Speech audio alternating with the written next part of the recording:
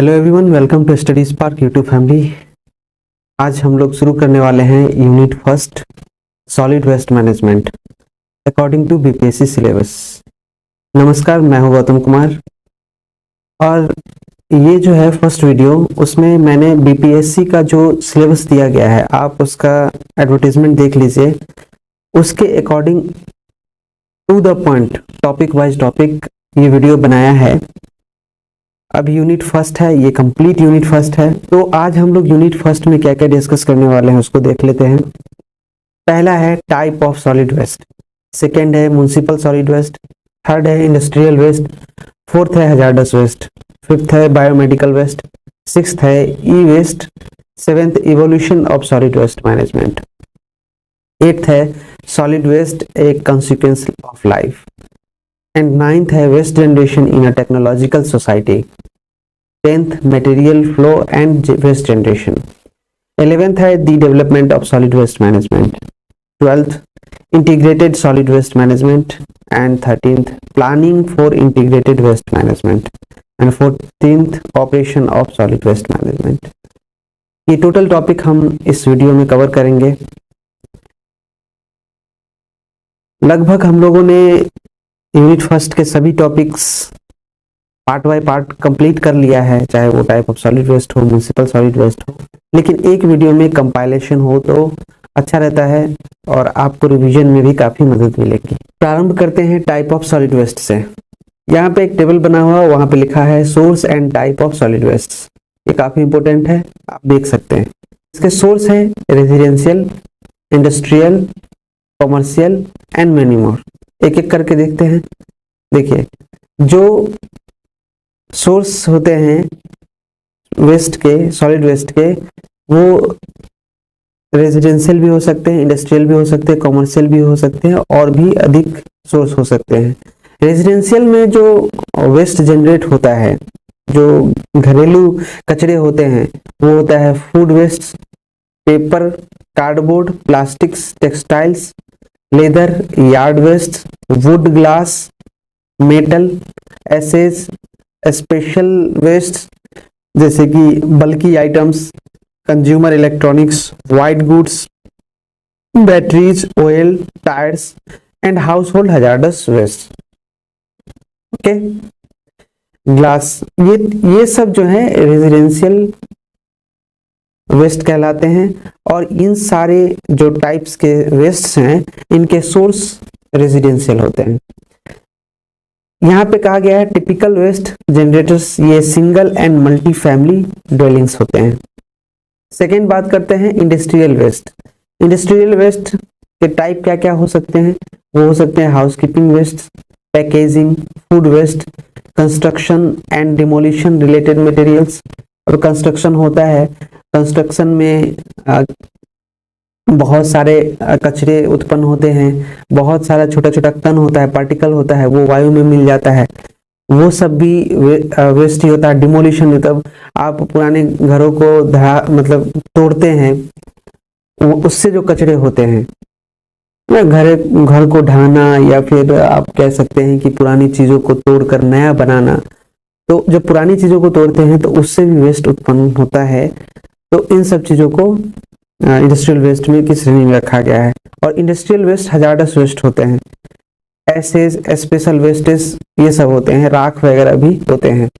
और इसके जो वेस्ट जनरेटर्स होते हैं, light and heavy manufacturing fabrications, construction sites, power and chemical plants वगैरह होते हैं, जहां से ये वेस्ट उत्पन्न होते हैं।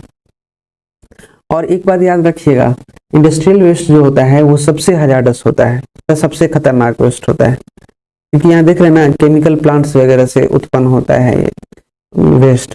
जो वेस्ट केमिकल प्लांट से उत्पन्न होगा या कंस्ट्रक्शन से होगा तो ऑटोमेटिकली वो घातक होगा रेजिडेंशियल वेस्ट की अपेक्षा। आगे बात करते हैं हम लोग कॉमर्शियल वेस्ट की। कॉमर्शियल वेस्ट जो है वो उनके टाइप क्या क्या हो सकते हैं? ये paper, cardboard, plastics, wood, food waste, glass, metals, special waste, hazardous waste.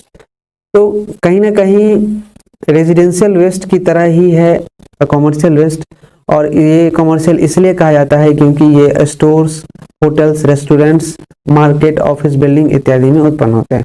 अब जो घर में उत्पन्न हो गया वेस्ट उसको रेजिडेंशियल बोलते हैं। जो कॉमर्शियल वेस्ट उसे कहा जाता है जो होटल में, रेस्टोरेंट, बाजार में या ऑफिस बिल्डिंग्स वगैरह में, स्टोर्स में उत्पन्न होता है, उसको हम कॉमर्शियल बोलते हैं। इंडस्ट्रियल जो फैक्ट्री में हो, मैन्युफैक्चरिंग फैक्ट्री में, फैब्रिकेशन में, कंस्ट्रक्शन में, केमिकल प्लांट्स इत्यादि में उत्पन्न हो उसे इंडस्ट्रियल वेस्ट कहते हैं। आई होप कि आप टाइप ऑफ सॉलिड वेस्ट में इन 3 चीजों को क्लियरली समझ गए होंगे। इंस्टीट्यूशन से भी वेस्ट उत्पन्न होते हैं, कंस्ट्रक्शन एंड डिमोलिशन से, ये तो हमने चर्चा कर ही लिया था, म्युनिसिपल सर्विसेज से उत्पन्न होते हैं और इनके प्रोसेसेस के बारे में डिस्कस करेंगे। ओके, एग्रीकल्चर वेस्ट के बारे में चर्चा करेंगे। बात करते हैं जो सोर्स हैं इंस्टीट्यूशनल। ओके, तो वो क्या क्या हो सकते हैं वेस्ट के सोर्स? तो स्कूल्स हैं, हॉस्पिटल्स हैं, प्रिजन्स, जेल हैं, गवर्नमेंट सेंटर्स हैं। और यहाँ जो टाइप होते हैं वेस्ट के सेम एज कॉमर्शियल, जैसा कॉमर्शियल में होता है वैसा इंस्टीट्यूशनल में होता है। तो दोनों का जो वेस्ट का टाइप है सेम ही है। आप कॉमर्शियल वेस्ट के टाइप को देख लीजिए, इंस्टीट्यूशनल वेस्ट के टाइप्स वही होंगे। कंस्ट्रक्शन एंड डिमोलिशन में जो सोर्स हैं इनके न्यू कंस्ट्रक्शन साइट्स हैं, रोड रिपेयर्स है, रिनोवेशन है, साइट्स है, डिमोलिशिंग ऑफ बिल्डिंग्स है। तो मरम्मत करते हैं कोई भी चीज़ों का, रिनोवेशन करते हैं, रोड का रिपेयर किया जाता है, कंस्ट्रक्शन का साइट्स होता है और डिमोलिशिंग बिल्डिंग वगैरह का जो मैंने बताया है, वहाँ से ये कचरे उत्पन्न होते हैं। ये कचरे वुड के रूप में भी हो सकते हैं, स्टील भी हो सकते हैं, कंक्रीट भी हो सकते हैं, डर्ट वगैरह भी हो सकते हैं। नेक्स्ट है म्युनिसिपल सर्विसेज। म्युनिसिपल का सर्विस क्या क्या होना चाहिए, ठीक है, और म्युनिसिपल सर्विस से भी कचरे उत्पन्न होते हैं। ये है street cleaning, landscaping, parks, beaches, others recreational areas, water and waste water treatment. Okay, कचरों के ट्रीटमेंट के लिए, कचरों के निपटान के लिए जो ट्रीटमेंट अपनाया जाता है वहाँ से भी कुछ कचरे उत्पन्न होते हैं। ओके, तो ये क्या क्या हो सकते हैं? Street sweeping, landscapes and tree trimming, general waste from parks, beaches and other recreational areas, sludges. तो ये सारे कचरों के टाइप हैं म्युनिसिपल सर्विस से जो उत्पन्न होता है, याद रहेगा आपको। अब हम प्रोसेस की बात करते हैं। Heavy and light manufacturing, refineries, chemical plants, power plants, mineral extraction and processing. और यहाँ जो प्रोसेस से वेस्ट उत्पन्न होता है वो इन सारी प्रोसेस से उत्पन्न होता है। और वेस्ट का जो टाइप होता है वो है industrial process waste, scraps materials off specification products, slag and tailings. देखिए, हम लोग जो डिस्कस करते हैं ना टाइप्स ऑफ वेस्ट का, ये ऑलरेडी हमने पढ़ा रखा है और इन डेप्थ पढ़ाया हुआ है। आप वीडियो देखिए, उस वीडियो में एक एक टॉपिक को बहुत बढ़िया से समझाया गया है।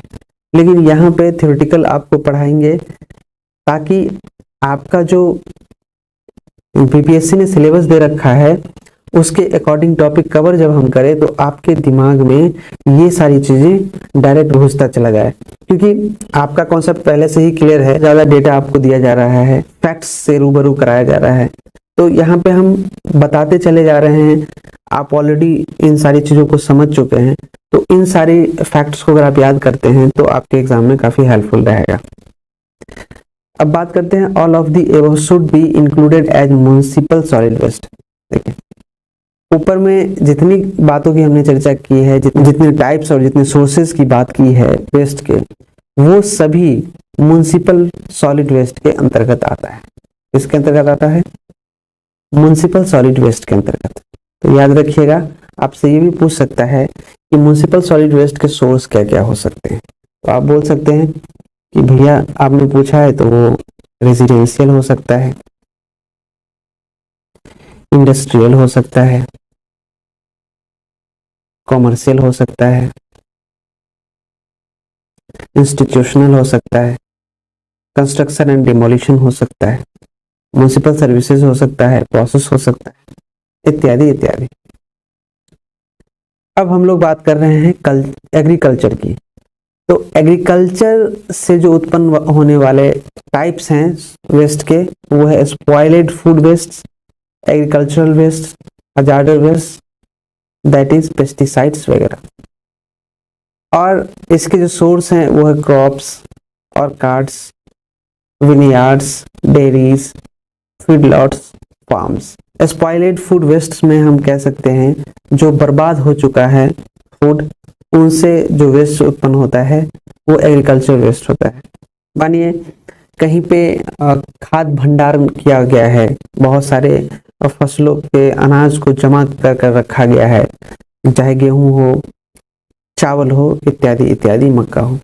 अब वहाँ क्या होता है कि जरूरी नहीं है कि सभी के सभी जो हमने रखा हुआ है वो सुरक्षित और सही सलामत हो, क्योंकि पता है अगर अनाज को टाइमली धूप, हवा इत्यादि नहीं लगे तो उसमें मॉइस्चर्स होते हैं, और मॉइस्चर होने के बाद वो सड़ने गलने लगते हैं, और जिससे फसल हमारा अनाज बर्बाद ही होता है। तो वैसे जो बर्बाद हो जाते हैं सड़ने गलने से, जो स्पॉइल हो जाता है फूड वेस्ट, वो भी हमारा वेस्ट ही है, उसका भी हमें निपटान करना होता है। दूसरा एग्रीकल्चरल वेस्ट, जो हमारा फसल है उससे भी वेस्ट उत्पन्न होता है, और हजार्डस वेस्ट भी उत्पन्न होता है, खतरनाक वेस्ट जिसको बोलते हैं, खतरनाक कचरे वगैरह एग्रीकल्चर से उत्पन्न होता है। आई होप कि यहाँ पर आपको याद रहेगा। म्युनिसिपल सॉलिड वेस्ट में हम लोग अब बात करने वाले हैं नॉन हजार्डस वेस्ट की।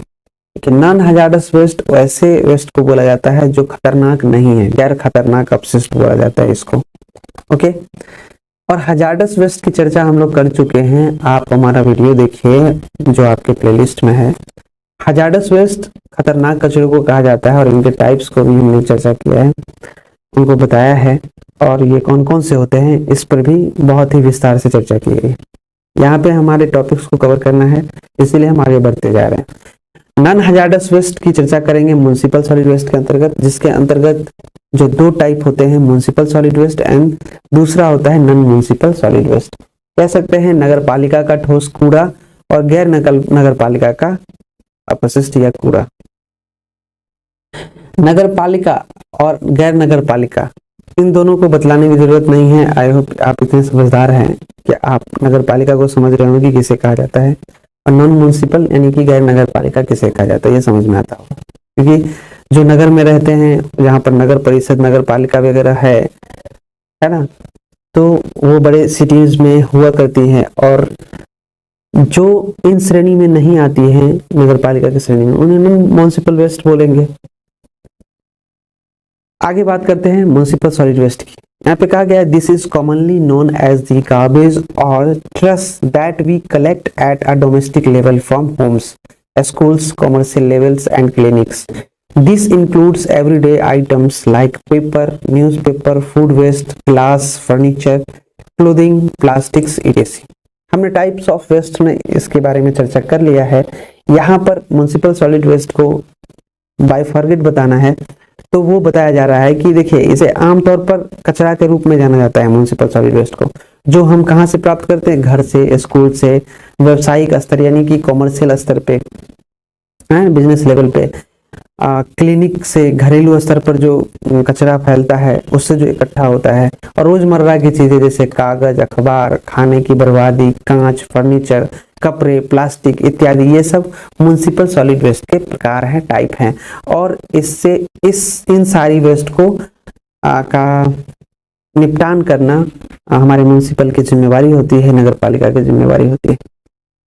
ओके, और जब आप assistant sanitary waste management officer बनेंगे तो आपको इन्हीं कचरों का प्रबंधन करना होता है, उनको टाइप के अकॉर्डिंग छांटना होता है, और उसके निपटान का सही तरीका ढूंढना होता है, और उन कचरों के रूप के अकॉर्डिंग, उनके प्रकार के अकॉर्डिंग, टाइप्स के अकॉर्डिंग उनका निपटान करना होता है। ओके, अगर आपको आइडिया ही नहीं रहेगा कि कौन सा म्युनिसिपल सॉलिड वेस्ट के अंतर्गत आ रहा है, कौन हजार्डस वेस्ट है, कौन इंडस्ट्रियल वेस्ट है, और आप सारे वेस्ट को एक जगह रख लीजिएगा और फिर जाइएगा निपटान करने, तो ये कचरे जो होते हैं ना, जो हजार्डस वेस्ट होंगे, जो वायु के साथ केमिकल रिएक्शन करते होंगे, या फिर मेडिकल वेस्ट होंगे, तो वो सब ना बहुत सारा नुकसान पहुंचाएगा, या तो वातावरण को, या तो लोगों को, तो इन कचरों के निपटान की विधियां अलग अलग है, इन वेस्ट के मैनेजमेंट का जो तरीका है वो अलग अलग है, इसीलिए सभी वेस्ट को अलग अलग स्टोर किया जाता है उनके टाइप के अकॉर्डिंग। इसीलिए पढ़ा जाता है टाइप्स ऑफ सॉलिड वेस्ट, ताकि उसका सही तरीके से निपटान किया जाए, क्योंकि इनके बहुत सारे टाइप से निपटान के, इंसिनरेशन है, पायरोलिसिस है, लैंडफिल्स है, इत्यादि इत्यादि, जो कि आप पढ़ चुके हैं। तो किन टाइप के वेस्ट को किस टाइप से उनका निपटान किया जाएगा, इनके बारे में भी हम लोग चर्चा करेंगे। फिलहाल हमने म्युनिसिपल सॉलिड वेस्ट आपको पढ़ा दिया है। नॉन म्युनिसिपल सॉलिड वेस्ट की, जिसे गैर नगर पालिका ठोस अपशिष्ट भी कहा जाता है। और नॉन म्युनिसिपल में जो टाइप्स है वेस्ट के, वो है agriculture waste, construction waste, automobile bodies, combustion ashes, mining wastes, industrial waste and municipal sludges are main components of the non-municipal solid waste. कृषि अपशिष्ट यानी कि एग्रीकल्चर, जो कृषि है उससे उत्पन्न होने वाले कचरे नॉन म्युनिसिपल सॉलिड वेस्ट की श्रेणी में आती है। निर्माण, कंस्ट्रक्शन से जो उत्पन्न होता है, ऑटोमोबाइल से जो उत्पन्न होता है, राख, जो जलाने के बाद जो राख उत्पन्न होता है, खनन, माइनिंग से जो उत्पन्न होता है अपशिष्ट, इंडस्ट्रियल वेस्ट, उसके बाद नगर पालिका का कीचड़, इत्यादि सब क्या है, नॉन म्युनिसिपल सॉलिड वेस्ट के अपशिष्ट के मुख्य घटक हैं। याद रखना है कि नॉन म्युनिसिपल सॉलिड वेस्ट के अंतर्गत कौन कौन से वेस्ट आते हैं, तो ये सारे हैं। Industrial waste is a by product waste produced by industry which includes any material that is rendered useless during a manufacturing process from plants, mills and mines. For examples of industrial waste are silica, fume, slag, sludge, fly ash, sunflower, metal glass. औद्योगिक अपशिष्ट उद्योग द्वारा उत्पादित एक उप उत्पाद अपशिष्ट है, जिसमें संयंत्रों, मिलों और खानों से निर्माण प्रक्रिया के दौरान बेकार हो जाने वाली कोई भी सामग्री शामिल होती है। और औद्योगिक कचरे जो हैं उनके कुछ उदाहरण हैं, silica, fume, slag, sludge, fly ash, sand paper, धातु, कांच इत्यादि। तो ये जो इंडस्ट्रियल वेस्ट होता है, ये सब जो उत्पन्न होता है वो इंडस्ट्री से होता है, मशीन से होता है, मिल से होता है, खान से होता है, इन सारी चीजों से ये उत्पन्न होता है। वही बात करें फ्लाई एश की, it is an industrial waste generated from thermal power plants. Fly ash जो होता है थर्मल पावर प्लांट से उत्पन्न होता है। थर्मल पावर प्लांट ताप विद्युत संयंत्र को कहते हैं और यह एक औद्योगिक अपशिष्ट है fly ash. It is commonly used in the construction industry और यह आमतौर पर निर्माण उद्योग में उपयोग किया जाता है। The fly ash has a wider application in the production of the cement. Nowadays, all the industries are adding the fly ash 25% in the production of the cement. और फ्लाई एश का जो उपयोग होता है वो सीमेंट के उत्पादन में होता है। सीमेंट आपने देखा है, जो घर बनता है ना, घर बनने में सीमेंट और बालू ये सब कंक्रीट वगैरह मिलाकर डाला जाता है, बनाया जाता है, जोड़ा जाता है। तो ये सीमेंट के उत्पादन में फ्लाई एश का उपयोग किया जाता है। आजकल जो जितना भी उद्योग है, इंडस्ट्री है, सीमेंट के उत्पादन में फ्लाई एश का लगभग 25% उसमें मिलावट करते हैं, उसमें ऐड करते हैं, जोड़ते हैं सीमेंट के उत्पादन में। ये क्वेश्चन भी बनता है यहाँ पे कि सीमेंट के उत्पादन में कितने प्रतिशत फ्लाई एश मिलाया जाता है, तो आपका आंसर होगा 25%। क्लियर है। अब बात करते हैं कॉपर स्लैज की और स्लज की। स्लज का मतलब होता है कीचड़, कॉपर स्लैग कॉपर से उत्पन्न होने वाले कचरे। Copper slag has a high toughness, so it can be used to partially replacing the fine aggregate to obtain the durability and the strength. The standard mix ratio has been used for the mortars. Sludges. It refers to the residual materials left from industrial wastes, water or sewage treatment process. Okay. The paper industry that use recycled paper as a raw material has a byproduct paper sludge which has a high content of calcium carbonate, organic materials and other minerals. Because of its pozzolanic activity, paper sludge can be used as cementitious materials in building industries. Copper slag पहले चर्चा हम लोगों ने किया है, उसके बाद कीचड़ की बात करी है।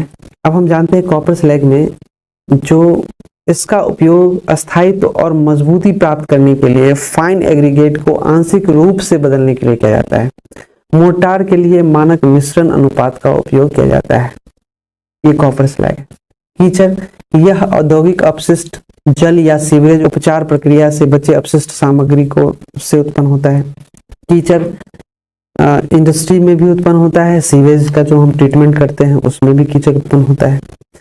कागज का जो उद्योग है, वहां जो कच्चा माल बनता है उसका जो रिसाइकलिंग होता है वहां से भी कीचड़ उत्पन्न होता है। तो कागज जब बनता है तो उसका जो हम कह सकते हैं कि जो उप उत्पाद होता है, बाय प्रोडक्ट होता है, वो कागज का कीचड़ ही होता है, जिसमें कैल्शियम कार्बोनेट, कार्बनिक पदार्थ और अन्य खनिज पदार्थ जो होता है शामिल होता है उसमें। इसकी पोजोलॉनिक गतिविधि के कारण पेपर कीचड़ का निर्माण उद्योग में सीमेंट सामग्री के रूप में उपयोग किया जा सकता है। और जो ये ट्रीटमेंट है इसको पोलोजेनिक ट्रीटमेंट बोलते हैं, एक्टिविटी बोलते हैं इसका, पेपर का। और पेपर कीचड़ का जो निर्माण होता है निर्माण उद्योग में सीमेंट सामग्री के रूप में इसका उपयोग किया जा सकता है। सीमेंट के एक प्रोडक्ट के रूप में भी इसके कीचड़ का उपयोग किया जा सकता है। सोच लीजिए, आपको याद है हमने पढ़ाया था कि कागज कैसे बनता है, तो ये लकड़ी से बनता है, उसका प्रोसेस भी हमने बताया हुआ इंडस्ट्रियल वेस्ट मैनेजमेंट का जो वीडियो आप देखिए, वहां पर विद वीडियो विद मशीन हमने दिखाया हुआ है। और यहाँ पर इन डिटेल्स हम थ्योरेटिकल चर्चा कर रहे हैं, तो यहाँ पर क्लियर है। अब नेक्स्ट, हजार्डस वेस्ट दो तरह के होते हैं। एक हो जाता है हजार्डस वेस्ट जिसको खतरनाक बोलते हैं, काफी खतरनाक होता है। एक होता है नॉन हजार्डस वेस्ट, गैर खतरनाक अपशिष्ट। अपशिष्ट कचरे को ही बोला जाता है। Hazardous waste, waste generated in industries and hospitals are generally hazardous in nature as they contain toxic substances. खतरनाक अपशिष्ट उद्योगों और अस्पतालों में उत्पन्न अपशिष्ट आमतौर पर प्रकृति में खतरनाक होते हैं क्योंकि उनमें जहरीले पदार्थ होते हैं। मैंने पहले भी बोला है कि ये काफी खतरनाक होते हैं, ये म्युनिसिपल सॉलिड वेस्ट से अलग होते हैं। क्यों? क्योंकि देखिए ये जो वेस्ट जहाँ उत्पन्न होता है ना, वो हॉस्पिटल्स में होता है। आप बोलिएगा सर हॉस्पिटल में जो उत्पन्न होने वाले वेस्ट ये कितना खतरनाक है? बहुत खतरनाक, क्योंकि मानिए वहां पे क्या उत्पन्न होगा, वहां पे आप सिरिंज वहां पे उत्पन्न होगा वेस्ट के रूप में, नीडल जिसको बोलते हैं, वहां पे आप बोल सकते हैं वैक्सीन्स वेस्टेज हो सकते हैं, और बैंडेज हो सकता है जो सर वगैरह फटता है। उसके बाद ब्लड हो सकता है वहां का वेस्ट, ऑपरेशन वगैरह से निकलता है, ETC हम बोल सकते हैं। ये वेस्ट काफी संक्रामक होते हैं और अगर यह वायु में रहा या लोगों के टच में आया तो एक से दूसरे में भी फैल सकता है। मानो किसी को बहुत ही डेंजरस बीमारी है, बहुत खतरनाक बीमारी है, उसका ट्रीटमेंट हुआ, उसके वैक्सीन या उसके ब्लड को या उसके बैंडेज को वेस्ट के रूप में वहां पर फेंका गया। कोई स्वस्थ व्यक्ति अगर जाता है और उस वेस्ट को उठाता है बिना प्रिकॉशन के, बिना सुरक्षा के, जो एक साधन होना चाहिए कचरा उठाने का, उसके बिना हो जाता है और मानो नीडल ही चुभ गया उसके हाथ में, या उसका हाथ कटा फटा है कहीं और वो ब्लड उसमें जाकर मिल गया, तो बेवजह उसको वो बीमारी हो जाएंगी। तो इसको हजार्डस वेस्ट की श्रेणी में रखा गया है। इंडस्ट्रीज से भी खतरनाक गैसेस निकलते हैं, केमिकल्स निकलते हैं। आप देखते हैं कि न्यूज में भी पढ़ते हैं जल प्रदूषण का कारण इंडस्ट्रियल वेस्ट है, क्योंकि उससे केमिकल निकलता है और उसको नदियों में बहाया जाता है, जिससे जीव जंतु नदी के हैं वो मर जाते हैं। तो कितना खतरनाक है ये, क्योंकि यहाँ पे केमिकल्स निकलता है। अगर ये वायु में बहुत ज्यादा हो जाएगा तो वायु ही जहरीला हो जाएगा, तब आम जनमानस भी खत्म होने लगेंगे। और देखने को भी मिलता है, इसका एग्जाम्पल है आप अम्लीय वर्षा देखिए, इत्यादि इत्यादि, जैसे बहुत सारा देखते हैं। इसका एग्जाम्पल है इंडस्ट्री से कोई गैस लीक हो गया और अगल बगल का कोई बस्ती है, वहां पे लोग रहते हैं, तो देखिए क्या होने लगता है, वहां पे लोग अपना दम तोड़ने लगते हैं। ये सारी चीजें काफी खतरनाक है, इसको हजार्डस वेस्ट की श्रेणी में रखा गया। Resources conservation and recovery act have come up with 4 important characteristics that defines waste as hazardous. अब कचरे को खतरनाक के रूप में परिभाषित करने के लिए संसाधन संरक्षण और पुनर्प्राप्ति अधिनियम ने यह डिफाइन किया है 4 महत्वपूर्ण विशेषताओं को बताया है कि जिस कचरे में ये 4 प्रकार का विशेषता होगा वो किस श्रेणी में आएगा, वो हजार्डस की श्रेणी में आएगा, वो हजार्डस की श्रेणी में आएगा, वो खतरनाक होगा। तो वो कौन कौन सा है, रिएक्टिविटी, इग्निटेबिलिटी, कोरोसिविटी, टॉक्सिसिटी। ये कहते हैं कि ये जो एक्ट है, ये जो अधिनियम है, संसाधन संरक्षण और पुनर्प्राप्ति अधिनियम, इन्होंने कहा है कि कचरे को खतरनाक रूप में परिभाषित करने के लिए उसके 4 गुण होने चाहिए। वो प्रतिकार होना चाहिए, प्रतिकार की रिएक्टिविटी होना चाहिए, उसमें रिएक्ट करता हो, ज्वलनशीलता होना चाहिए, इग्निटेबिलिटी हो यानी कि ये वायु से प्रतिक्रिया करता हो, जल जाता हो, संक्षारक हो, कोरोसिविटी हो, उसमें टॉक्सिसिटी हो, विषाक्तता हो, जहरीला हो। ये इनके विशेषताएं हैं। तो आपको भी पता होना चाहिए। आप यहाँ पे SWMO है, आपके पास कचरा आया तो आपको कहेगा कि इसको अलग अलग सेपरेट कीजिए, तो आप इसके गुण के अकॉर्डिंग हजार्डस वेस्ट की श्रेणी में रख दीजिएगा, क्योंकि उनमें 4 गुण आपको पता ही चलेगा कि रिएक्टिविटी है इस कचरे में, इग्निटेबिलिटी है, कोरोसिविटी है, टॉक्सिसिटी है। और जो इन सारी चारों चीजों को फुलफिल नहीं करता होगा वो हजार्डस नहीं होगा, वो नॉन हजार्डस की श्रेणी में आएगा। बात करते हैं इन डिटेल्स रिएक्टिविटी के बारे में, जिसको प्रतिक्रियाशीलता बोलते हैं, प्रतिक्रिया करता। Substances that are reactive are in an unstable condition normally and can cause explosions and produce toxic fumes and gases when in contact with water. अब बोलता है कि वैसा पदार्थ, वैसा कचरा प्रतिक्रियाशील होता है और वो रूप में क्या होता है कि स्टेबल नहीं होता है, अस्थिर होता है, और जैसे ही पानी के संपर्क में आता है वो विस्फोट कर जाता है और जहरीला धुआं और गैस उत्पादन करने लगता है। उसको हम रिएक्टिविटी बोलते हैं, प्रतिक्रियाशीलता, ये गुण होता है उसका, तो वो हजार्डस की श्रेणी में आएगा। जैसे ही वो पानी के संपर्क में आएगा वो ब्लास्ट करेगा, उससे जहरीला पॉइजनस जो होता है धुआं निकलेगा, गैस निकलेगा, प्रतिक्रिया करता है ये जल के साथ, और ये स्टेबल नहीं होता है, अनस्टेबल होता है समान रूप से। इग्निटेबिलिटी की, substances that can easily ignite and burn at a vigorous and persistent rate. ज्वलनशीलता इग्निटेबिलिटी की परिभाषा है, और यह ऐसा कचरा होता है, ऐसा पदार्थ होता है जो आसानी से क्या होता है, जल उठता है और बहुत ही तेजी से लगातार जलने लगता है, जल सकता है, इसको इग्निटेबिलिटी बोलते हैं। इग्निटेबिलिटी, ज्वलनशीलता, ये गुण होता है कचरे में। कोरोसिविटी, इसको संक्षारण भी बोलते हैं। संक्षारण वैसे कचरे को, वैसे पदार्थों को कहा जाता है जिनका पीएच मान जो होता है 2 से कम या 12.5 से अधिक होता है, उसको हम कोरोसिविटी बोलते हैं। और यह धातु की सतह को संक्षारक करने की क्षमता होती है इसमें, और ये प्रकृति में संक्षारक होते हैं, इसको कोरोसिविटी बोलते हैं। 3 जो विशेषता है हमने उसकी चर्चा कर ली है। बात करते हैं 4th की। अगला है टॉक्सिसिटी, जिसको विषाक्तता बोलते हैं, जहरीला बोलते हैं। Substances that are harmful or fatal for human consumption are toxic in nature. Example: pesticides, insecticides, paints, cleaners, batteries, kerosene, chlorine, bleach, prescription drugs, medical waste, radioactive waste, etc.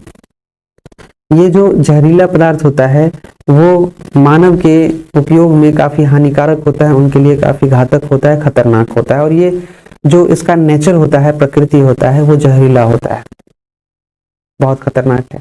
अब ये इसके एग्जाम्पल्स हैं यहाँ पे, उदाहरण कीटनाशक हैं।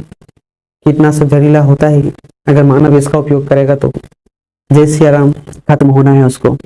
कीटनाशक, पेंट, क्लीनर, बैटरी, मिट्टी का तेल, क्लोरीन, ब्लीच, जो प्रिस्क्रिप्शन की दवाएं हैं वो, चिकित्सा, अपशिष्ट, रेडियोधर्मी कचरा जिसमें रेडियो एक्टिव वेस्ट हैं, ये सब काफी टॉक्सिक होते हैं और ह्यूमन के लिए काफी खतरनाक होते हैं।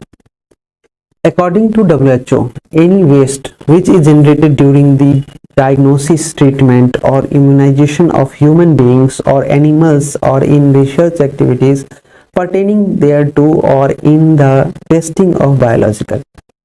WHO के अनुसार कोई भी अपशिष्ट जो मानव या जानवरों के निदान, उसके उपचार या टीकाकरण के दौरान, उससे संबंधित रिसर्च यानी अनुसंधान गतिविधि या जैविक परीक्षण के दौरान उत्पन्न होता है, उसे हम बायोमेडिकल वेस्ट बोलते हैं। बायोमेडिकल वेस्ट का एक एग्जांपल हमने हॉस्पिटल का जो कचरा था उसे बता दिया था, वो हजार्डस होता है। तो यहाँ पर बोल रहा है कि ऐसा कोई भी वेस्ट जो होता है, जो अगर उत्पन्न होता है, चाहे वो जानवर का ट्रीटमेंट किया गया हो या इम्यूनाइजेशन किया गया हो। इम्यूनाइजेशन में देखते हैं ना कि सिरिंज से लोगों को वैक्सीन दिया जाता है, इम्यूनाइज किया जाता है, उसको प्रोटेक्ट किया जाता है। तो वहां पर जो वेस्ट उत्पन्न होता है, जैसे सिरिंज से दिया तो वहां पर सिरिंज वेस्ट हो जाएगा। एनिमल या ह्यूमन के उपचार से जो जैविक जो कचरे उत्पन्न होते हैं, या फिर बायोलॉजिकल टेस्टिंग के दौरान जो उत्पन्न होता है, ये सब कचरे जो होते हैं बायोमेडिकल वेस्ट होते हैं। हॉस्पिटल में जो कचरे उत्पन्न होते हैं, ये भी बायोमेडिकल वेस्ट में ही आते हैं, तो उन्हें हजार्डस वेस्ट की श्रेणी में रखा जाता है। ठीक है, चाहे वो एनिमल हॉस्पिटल हो, ह्यूमन हॉस्पिटल हो, रिसर्च का अनुसंधान जो केंद्र होता है वो हो, इत्यादि इत्यादि। यहाँ पर बायोमेडिकल वेस्ट को अलग अलग कैटेगरी में बांटा गया है। इनके कैटेगरी लगभग 10 है। कि कैटेगरी की चर्चा करते हैं विस्तार से। यहाँ पे सेग्रीगेशन ऑफ बायोमेडिकल वेस्ट, जैव चिकित्सा अपशिष्ट का पृथक्करण, यानी कि अलग अलग। फर्स्ट कैटेगरी में जो कैटेगरी 1 है, वहां पर जो रखा गया है टाइप ऑफ वेस्ट को, वो है ह्यूमन एनाटॉमिकल वेस्ट, जैसे कि human tissues, organs, body parts इत्यादि है। श्रेणी 1 में याद रखना है, बायोमेडिकल वेस्ट की कैटेगरी 1 में कौन कौन से आते हैं। तो एक और इनके प्रकार हैं: मानव शारीरिक अपशिष्ट, मानव उत्तक अंग, शरीर के अंग, human tissues, organs, body parts. और इनका जो ट्रीटमेंट एंड डिस्पोजल का ऑप्शन है वो है इंसिनरेशन, डीप बरियल। इनको ये जो वेस्ट उत्पन्न हुआ है, मानव का उत्तक अंग, शरीर का अंग, ह्यूमन टिश्यूज इत्यादि, तो इन वेस्ट का जो निपटान किया जाता है, इनको जो खत्म किया जाता है, इनका जो उपचार किया जाता है, वो इंसिनरेशन के थ्रू किया जाता है, भस्मीकरण जिसको बोलते हैं, या डीप बरियल बोलते हैं इसको, गहरा अंत्येष्टि। इंसिनरेशन आई होप बताने की आवश्यकता नहीं है, कई बार इस पर चर्चा हो गई है। भस्मीकरण को, इस ट्रीटमेंट को हमने अपनी क्लास में बताया हुआ है, आप एक बार उस वीडियो को देखिएगा तो समझ में आ जाएगा। चलिए नेक्स्ट टॉपिक पे बात करते हैं, कैटेगरी 2। कैटेगरी 2 के अंतर्गत एनिमल वेस्ट को रखा गया है, जिसमें animal tissues, organs, body parts, bleeding parts include हो गया, and experimental animal used in research. इन 2 चीजों का एक्स्ट्रा जोड़ा गया है ये श्रेणी 2 में। देखिए वहां पर जो बात हम लोग कर रहे थे वो ह्यूमन एनाटॉमिकल वेस्ट की बात कर रहे थे, और यहाँ पे जो बात हो रही है एनिमल वेस्ट की बात हो रही है। समझ में आया? ये कैटेगरी 2 में होगा, तो कंफ्यूज नहीं होना है। कैटेगरी 2 में कचरे का जो प्रकार है वो है पशु का कचरा, पशु से उत्पन्न होने वाला अपशिष्ट है। ये है एनिमल का टिश्यू, पशु उत्तक अंग, ऑर्गन्स जिसको बोलते हैं, शरीर के अंग, खून बहने वाले अंग, और अनुसंधान में उपयोग किए जाने वाले जो जानवर हैं रिसर्च के लिए, वहां से जो वेस्ट उत्पन्न होता है, इसको हम बायोमेडिकल वेस्ट की कैटेगरी 2 में रखते हैं। ट्रीटमेंट एंड डिस्पोजल ऑप्शन इसके क्या है, उपचार और निपटान का विकल्प क्या है। तो यहाँ भी सेम है, जैसा ह्यूमन वेस्ट का था वैसा ही एनिमल वेस्ट का है। Incineration, deep burial. इंसिनरेशन भस्मीकरण, गहरा अंत्येष्टि के थ्रू इसका हम डिस्पोजल करते हैं वेस्ट का। इंसिनरेशन में बार बार बोल रहा हूं, देख लीजिएगा वीडियो कि इसका तरीका क्या है। बात करते हैं कैटेगरी 3 की। टाइप ऑफ वेस्ट क्या है? यह है microbiology and biotechnology waste. Waste from laboratory cultures, stocks और specimen of life microorganism, human and animal cells culture, cell culture used in research and infectious agents from research and waste from production of biological. ये type है। Type of waste जो होते हैं category 3 का biomedical waste के श्रेणी 3 में, वो होते हैं सूक्ष्म जीव विज्ञान और जैव प्रौद्योगिकी के अपशिष्ट होते हैं ये। और ये कौन कौन होते हैं? प्रयोगशाला संस्कृतियों से अपशिष्ट जो होता है, जो लेबोरेटरी में उत्पन्न होता है वेस्ट, वो स्टॉक या जीवित सूक्ष्म जीवों के जो नमूने होते हैं, जैसे बैक्टीरिया का हो गया, सूक्ष्म जीव जो माइक्रो ऑर्गेनिज्म है ना, उनका जो सैंपल होता है वो हो गया। रिसर्च सेंटर में जो उपयोग किए जाने वाले होते हैं सेल, चाहे ह्यूमन के हो या एनिमल के हो, इन सब, या फिर जो संक्रामक है, जो इन्फेक्शियस एजेंट्स हैं, या जैविक उत्पादन से जो वेस्ट उत्पन्न होते हैं, इन सबको कैटेगरी 3 में रखा जाता है। याद रहेगा, इसको एक दो बार देख लीजिएगा इस वीडियो को, तब जाकर आपको याद होगा। रिपीट करते जाइए। देखिए, जितना बार बार रिपीट कीजिएगा ना किसी भी टॉपिक को, बार बार पढ़ने से याद होता है। ये कोशिश कीजिए, एक बार में समझ में नहीं आ रहा है तो दोबारा देखिए इसको, वीडियो को, नोट्स को पढ़िए, तब जाकर आपको याद रहेगा।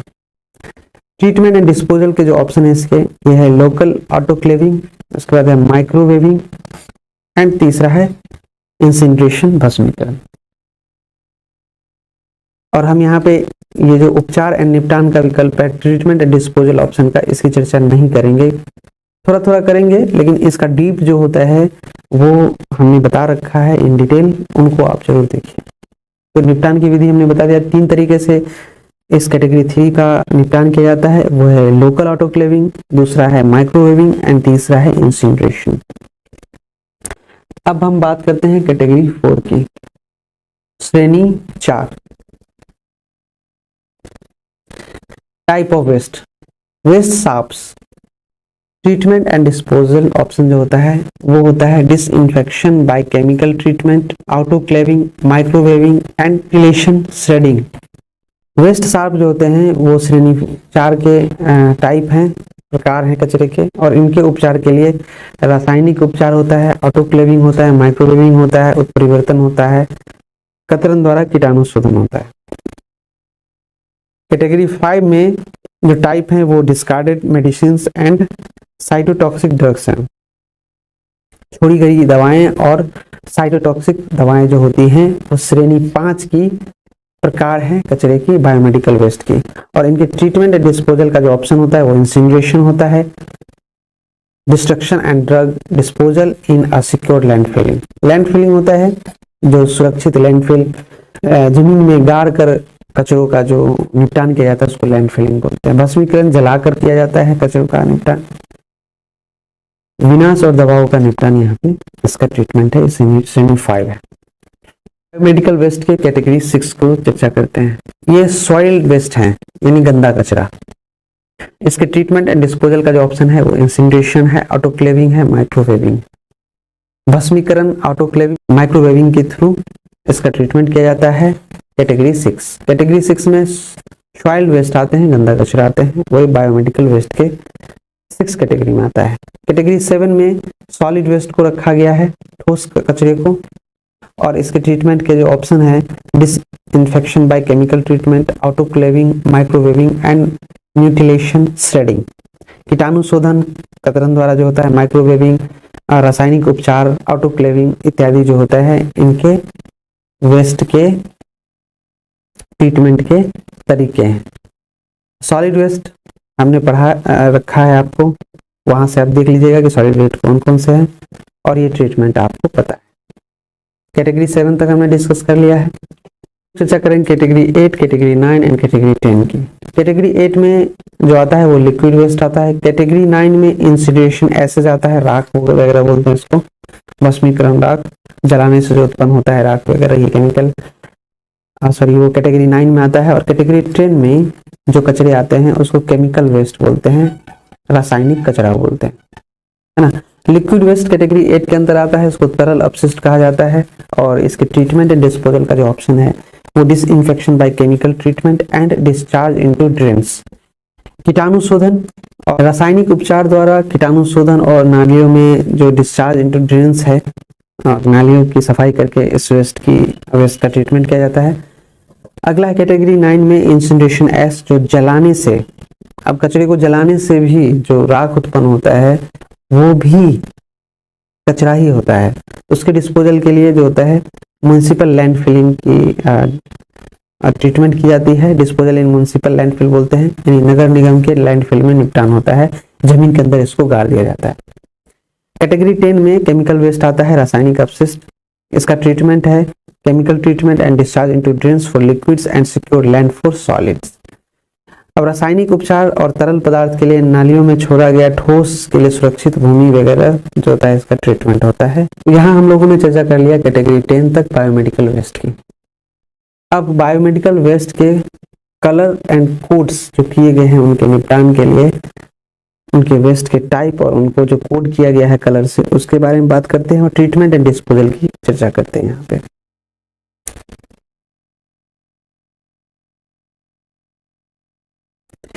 जिस चीज को हमने डेप्थ में नहीं पढ़ा है वहां मैं यहाँ कवर कर रहा हूँ। Colour, type of waste, treatment and disposal, ये 3 चीजें हैं। कलर है येलो। टाइप ऑफ वेस्ट है it contains of human tissues, body and parts.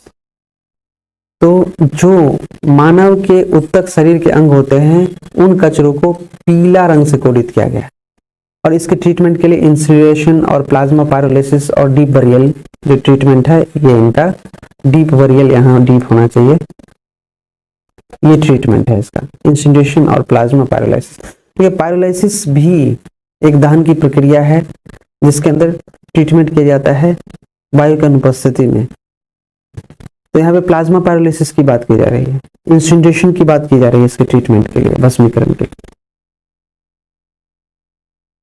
तो आपको याद रहेगा कि मानव उत्तक शरीर के अंग होते हैं और इसका जो निपटान किया जाता है भस्मीकरण या प्लाज्मा पायरोलिसिस या गहरा दफन या दहन बोलते हैं उसको। गहरा दफन मतलब इन कचरे को बहुत अंदर गड्ढे के अंदर दफनाया जाता है, गाड़ दिया जाता है जहां से। और हाँ, याद रखना है कि जब भी लैंड फिलिंग होती है तो कचरे को उस लेवल पे जाके दफनाया जाता है या गाड़ा जाता है जिससे भूमिगत जो जल है यहाँ पे वो दूषित ना हो। अब इतना ऊपर भी नहीं इसको गाड़ा जाता है कि इससे ये बाद में बाहर जो इफेक्ट करे ना, यहाँ से गैस वगैरह रिसाव करने लगे, तो ये भी नहीं किया जाता है। इसको एकदम याद करना है कि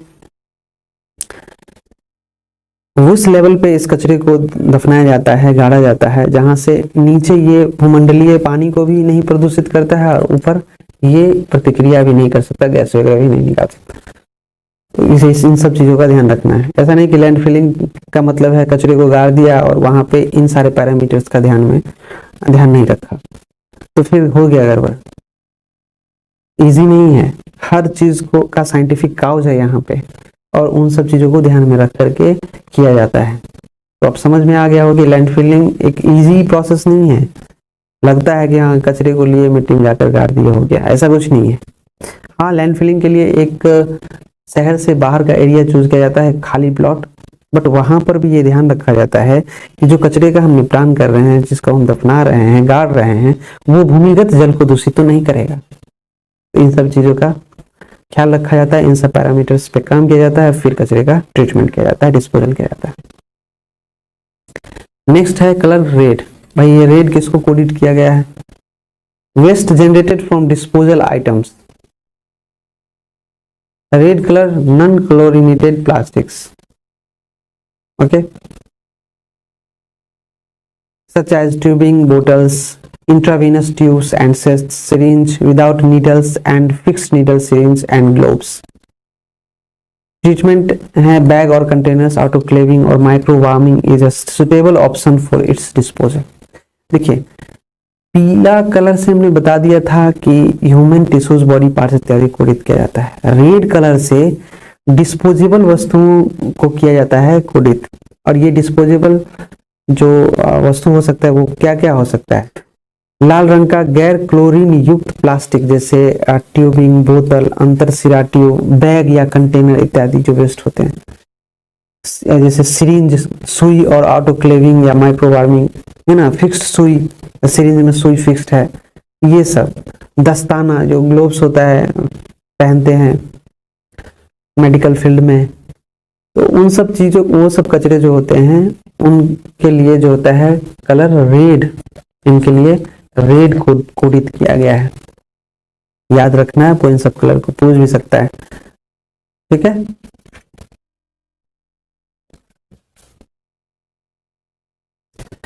आगे बात करते हैं कलर ब्लू व्हाइट के बारे में। किन कचरों को ब्लू या व्हाइट से कोडित किया गया है?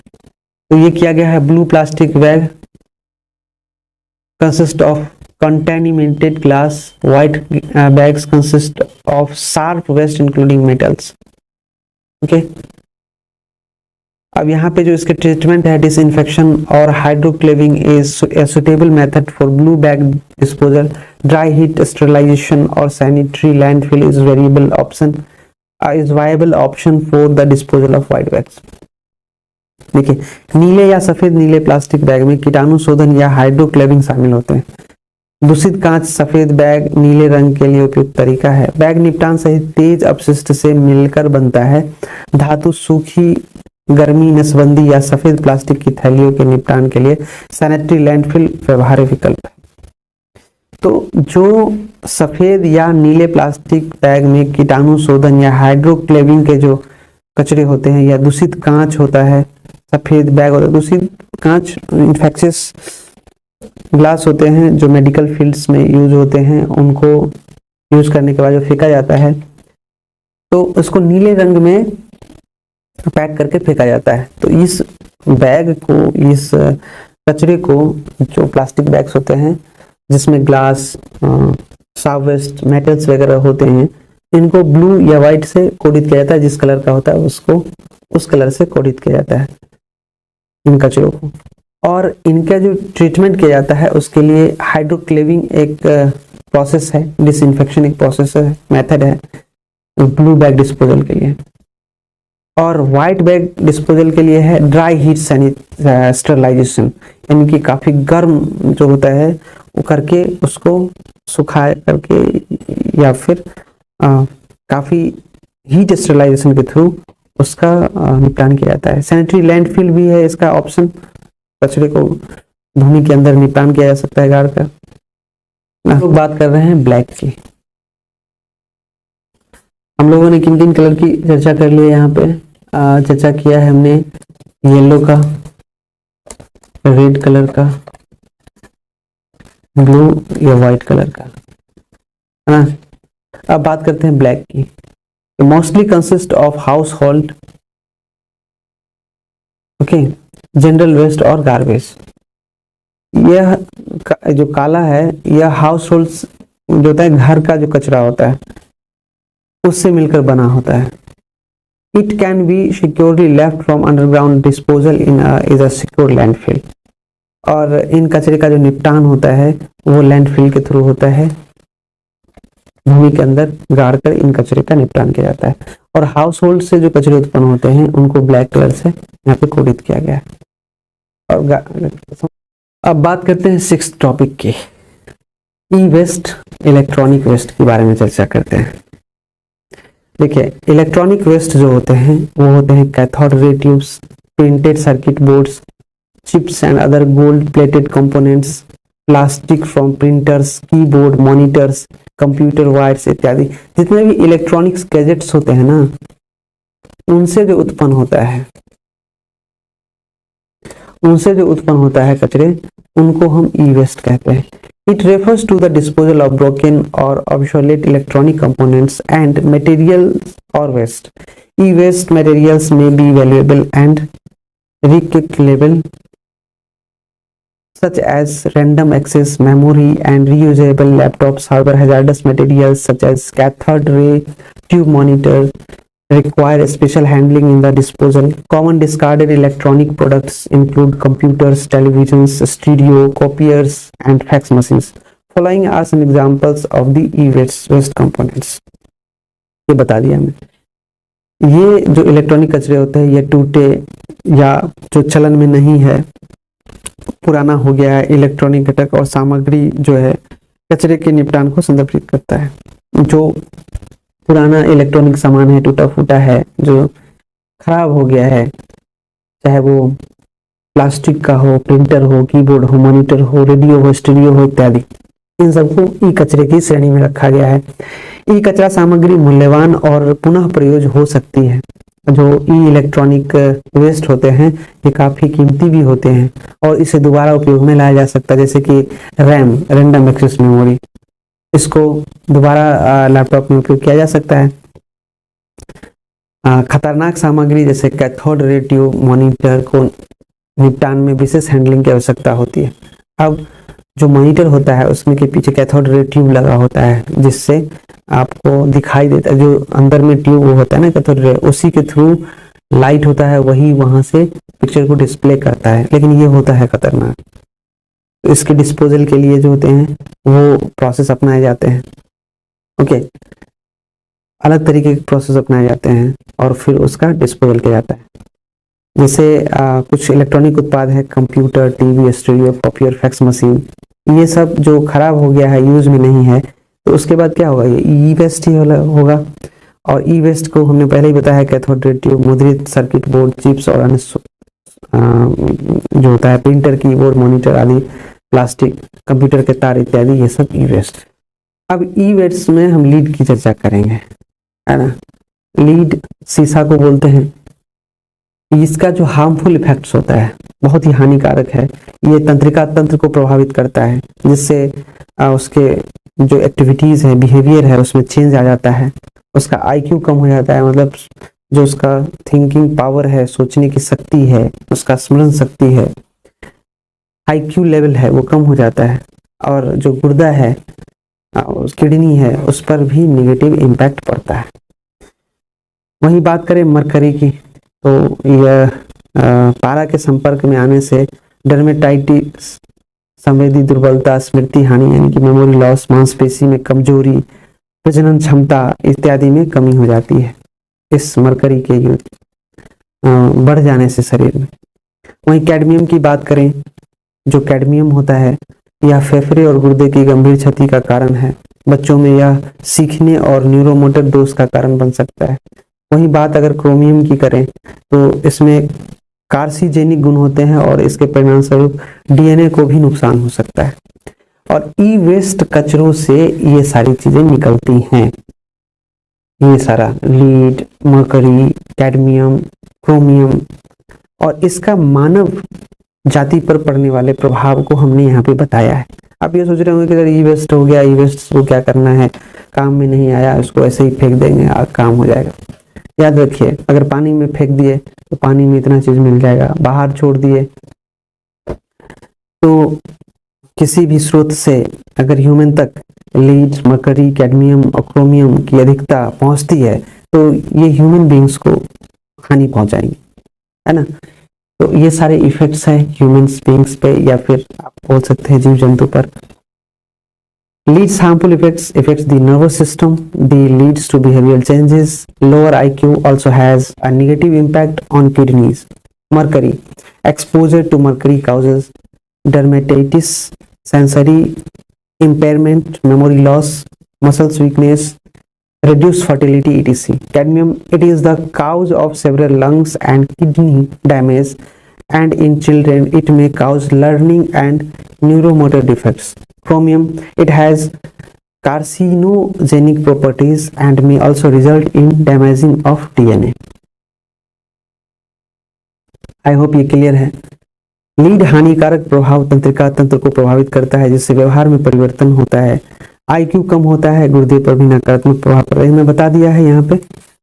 क्रोमियम के बारे में हमने चर्चा की।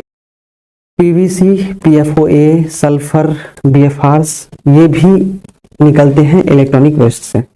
पीवीसी को पॉलीविनाइल क्लोराइड बोलते हैं, पीएफओए को परफ्लोरो ऑक्टेनिक एसिड बोलते हैं, सल्फर, बीएफआरस को ब्रोमिनेटेड फ्लेम रिटार्डेंट्स बोलते हैं। PVC, the bio accumulation of chlorine over a period of time result in air, water and soil pollution and can lead to reproductive and developmental health effects. PVC polyvinyl chloride जो है समय के साथ chlorine के जैव संचय के परिणाम स्वरूप वायु, जल और मृदा प्रदूषण होता है इससे, और प्रजनन और विकासात्मक स्वास्थ्य प्रभाव पैदा कर सकता है। PFOA, perfluoroctanic acid. It has severe impact on the pregnant woman as it may lead to spontaneous abortions, stillbirth, low birth weight, etc. PFOA, perfluoroctanic acid, गर्भवती महिलाओं पर इसका गंभीर प्रभाव पड़ता है क्योंकि इससे सहज गर्भपात, मृत जन्म के समय कम वजन आदि हो सकते हैं। Sulphur, it can damage the heart, kidneys and liver. Sulphur या हृदय, किडनी और लीवर को नुकसान पहुंचा सकता है। BFRs, brominated flame retardants. It may leads to thyroid problem, liver problems, improper development of nervous systems, etc. इससे थायराइड की समस्या, लीवर की समस्या, तंत्रिका तंत्र का अनुचित विकास आदि हो सकता है। तो आप समझ रहे हैं ना ई वेस्ट के कितने खतरनाक इम्पैक्ट्स हैं। फ्रेंड्स, यहाँ पर हम इस पार्ट को यहीं पे एंड करेंगे। पार्ट 1 इसको रखिए, पार्ट 2 में टोटल कंप्लीट कर देंगे यूनिट फर्स्ट, क्योंकि ये वीडियो काफी लंबा हो रहा है, आपको भी बोरिंग होगा, इसलिए क्लास इतना बड़ा रखना चाहिए कि आप एक बार में कर सको। Evolution of solid waste management, जो इवोल्यूशन है ये काफी हिस्टोरिकल बेस्ड है, थ्योरेटिकल है, एक कहानी है कि कैसे कैसे सॉलिड वेस्ट मैनेजमेंट का इजाद हुआ, कैसे कैसे इसका डेवलपमेंट हुआ, उन पर हम चर्चा करेंगे और जो रेस्ट टॉपिक है उन सबको खत्म करेंगे। यहाँ पे हम स्टॉप कर रहे हैं, मिलते हैं नेक्स्ट वीडियो में evolution of solid waste management unit first का सेकेंड पार्ट में। Okay, thank you, bye bye.